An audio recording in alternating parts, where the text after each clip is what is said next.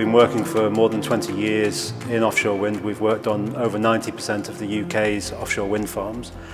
We specialise in metocean modelling, so that's modelling the currents and waves, particularly for engineering purposes.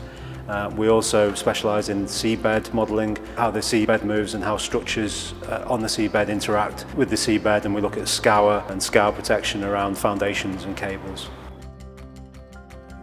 Building in the marine environment is very challenging, particularly in Northern Europe. You have extremely strong currents, particularly for the UK, very high winds, very high waves. The structures themselves get absolutely hammered. So understanding those forces and getting the engineering right first time is really important. But we have world-class facilities in terms of physical modelling. We've got the fast flow facility. This enables us to model waves, currents, and sediment at the same time, and it was designed specifically for looking at renewable energy and particularly offshore wind.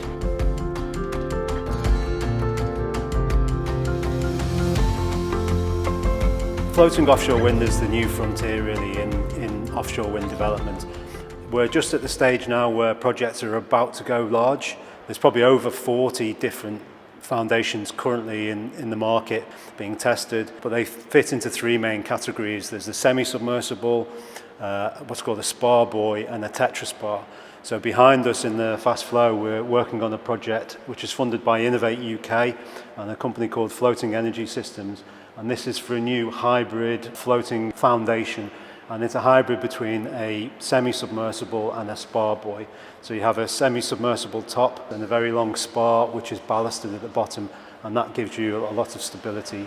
Floating offshore wind gives us a whole new set of challenges. Unlike fixed bottom offshore wind turbines, obviously the turbine moves, so you really have to understand those forces in order for the whole thing to work. My name's Richard Whitehouse. I'm a Chief Technical Director at HR Wallingford, and I specialise in seabed sediment transport and scour processes.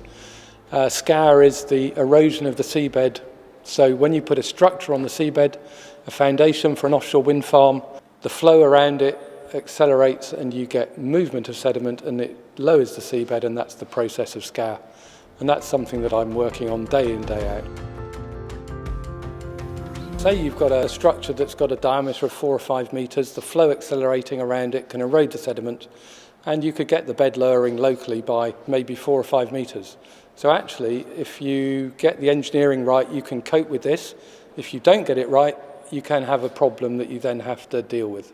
We're testing a variety of foundation solutions here, from the traditional monopiles, which are the large steel piles driven into the bed, to steel jackets, which maybe have 3 or 4 legs. Those could be sitting on piles also that are driven into the bed, but also there are a lot of innovations about using suction caisson foundations where they effectively install themselves under their own weight into the seabed. We're dealing with gravity foundations as well, so these are structures that are heavy. They sit on the seabed by virtue of their weight, so you have to prepare the seabed to give a stable platform to then put them on. And once they're there, then the idea is to prevent scour around them, because that could undermine the foundation. As we move forward to a renewable energy-based future, it's really important to engage expert assistance in getting your assets designed and operated within the scouring environment, and we can help to minimise those effects and make sure you have a successful project. It's really important to get the engineering right for these structures. They're going to be in the water for 25 to 30 years, hopefully. In certain parts of the world, they'll be subject to hurricanes, to typhoons, to cyclones. So we really have to get the engineering right first time.